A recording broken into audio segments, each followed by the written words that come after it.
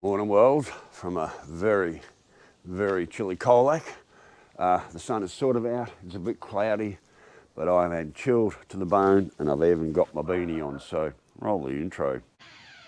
Hi, Hippy Trev here and welcome to my channel. Hope you get something out of it. Right, well, it's from a chilly Colac this morning. I'm supposed to be up around 26 later, but fucking dogs. More fucking dogs. So yeah, it's a little bit chilly down here this morning. I actually took the bike for a ride, just down to get fuel. By the time I got home, I was frozen to the bone. And anyway, so yeah, that's the bike. She's got her saddlebags back on. Looks a bit naked about saddlebags. Took for a run, let the handlebars go. Everything feels good. Hit a couple of bumps, and that actually felt softer on the ride than when I had the other rim on. The other one was like really hard. This one sort of took the ride a lot better. I think I'm much better off. Well, I know I'm much better off with this solid wheel. Pretty sure I got the spacers right.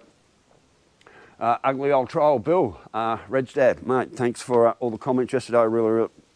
I really appreciate that. I think I've got my spacers right, and I can guarantee if you were here, mate, I'd have no troubles at all, and you would have sorted me out once and for all. So, but I think I got my spacers right. I'm pretty happy with it so far. But like I said, I only went for a short ride this morning because it was too bloody cold. By the time I filled the bike up and got back, I was just literally chilled to the bone. So. Someone said using Loctite on these. Well, these aren't even supposed to be reusable. I've never used Loctite on my bike anywhere, not for anything. I put this rear wheel in ages ago. I reused my same things. I never Loctited them in. They've been in there for 3 years. They've probably done about 20,000 miles and everything's been fine. Just like everything, you keep an eye on everything, and I'll keep going over things with a Allen key every so often, just nip them up, make sure everything's good.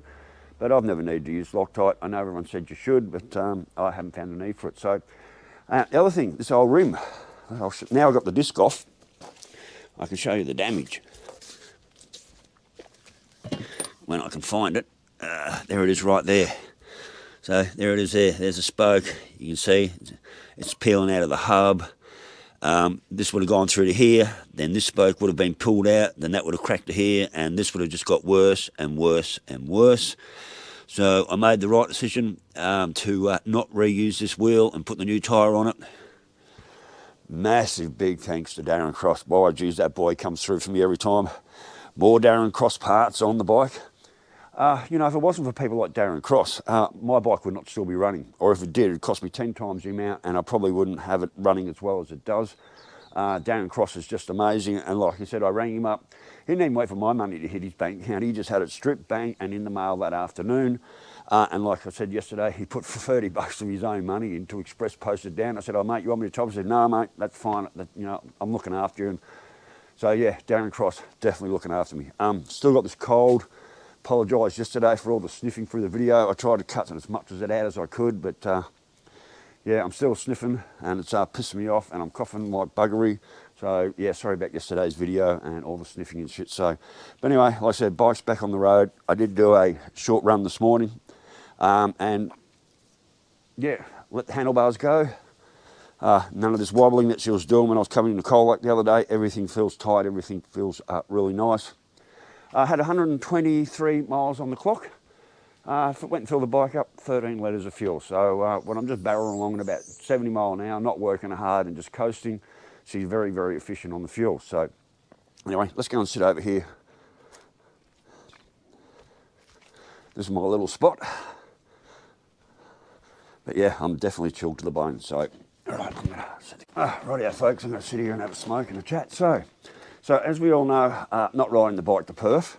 And at the moment, I'm currently looking for a trailer. Now, things are just so ironic, like really ironic. So, working out how to get me and the bike to Perth, I joined a couple of backload places, put a photo of me and the bike, and so I said, you know, I want to get me and the bike to Perth. Within an hour, there was a comment, rang up this guy, and he had a little Pantech. And he said he might be able to make room for me. And he said, but he doesn't. He said, well, I do travel with my son. And he said, how tall are you? I said, oh, I'm 6'2". He's like, holy shit. So he had a little, like, not a Mitsubishi, but like, you know, one of those little Pantech trucks. And one of the three of us jammed in there. And I said, well, you know, I've got a license. I can drive semis and whatever. He said, well, that could be an advantage. And he's only been to Perth once. So I've done that crossing 7 times already. And then about an hour after I had a bit of a chat to him, so about an hour after that, Sister Shells gets a phone call from our mum, and basically they got a van for me. Now the van, the van belonged to my recently deceased younger brother, Sean. Him and I didn't always see eye to eye and things like that, but so Mum rings up and said, well, we got Sean's van up here. Her and her husband Jeff, not my dad, but her husband Jeff said, well, how about we jump in the van and we'll drive it all the way down to Colac for you from top end of New South Wales. You can have the van, cruise over to Perth, tow your bike over, cruise back, and when you finish with it, do whatever you want with it, like, give it to Shells or keep. Well, I don't really need to keep the van. So I've just been given a van. So now I'm drastically hunting around for a trailer to put the bike on. There's not much in the Colac area. I don't really want to travel too far. There's a guy in a town back that way. There's a guy a town or so away. He's not far away. He's got this bike trailer, but it's massive. It's actually wider than the van. I think it's like I don't know how wide it is, but it's wider than the van, and it's pretty big and heavy. It's only, I think he wants $450 for it, but it doesn't have rego. So there's a bit of a nightmare coming and getting the rego organised. So that's one here to look at, but I've just recently joined Colac Buy Swap and Sell group. I've put a photo up of the bike saying wanting a trailer to tow my bike on, but admin haven't actually approved my ad yet, so I'm still waiting for that to happen. But basically, yeah, I've just been given a van, so now I'm looking for a trailer. So the adventures are going to be changing from 2 wheels to 6 wheels. Now, I may or may not lose a few subscribers over this, but that's up to you guys. So basically, if I want to get the van sorted out and it gets down here, I can get the trailer organised, buy a few tie downs. Looks like you guys will be coming for a trip across the Nullarbor in a little Mitsubishi van. So I'm expecting to take at least probably 4 days to get there. It's only a Mitsubishi van, has a brand new motor in it, and towing a trailer, I reckon I'll be probably cruising about the 80, maybe 90k an hour, 90 kilometres an hour mark. So, okay, I'm paying a bit more in fuel, but I no longer will need motels. I can camp in the van. It's got a mattress, it's got a fridge, it's got a little stove in it. So what I'm now going to be paying a little bit extra in fuel. I'm no longer be paying for motels, and I certainly wasn't going to be sleeping in a truck stop on my bike. See, across the Nulla now, you're not allowed to camp at the petrol stations. You've got to be at least 10 or 15 k's out of town before you can pull up and camp for the night. Well, if I'm in a van, I can just drive as long as I want. So I'm expecting maybe 4 days to Perth from here, thereabouts. So in short, that's where the story's going. That's the beautiful thing about being on the road. One, I was stranded here at my sister's place when that front wheel collapsed. Had an open-end stay, that wasn't a problem. I rang up Darren Cross up in Gympie, and he had that rim sorted and in the mail before my money even cleared his bank account. And like I said, he chucked in $30 of his own money just to get the express post happening. So that's how much things change. I wasn't even going to come to Shells, but when I was in Melbourne, I was supposed to be going up to Hepburn Springs and then going up to the other side of Ararat. And something in my heart and in my gut said, no, you just go straight to Shells. You need to get there. There's something happening there, and I needed to get here. I thought I was here to help her. It turns out I'm here to help me. So like I said, the bike's back on the road, and big thumbs up yet again to Darren Cross. I know I'm saying his name often, but tell you what, if you need any pre-2000 Harley parts, Darren will definitely look after you 100%. Riding on Ruby Paul, mate. Mate, I've got those O-ring pegs on my bike, and I've got a set of O-ring foot pegs sitting at home. So yeah, if I had been home, mate, I just would have posted them to you. So maybe when I get back, you might have to wait till I get back for them.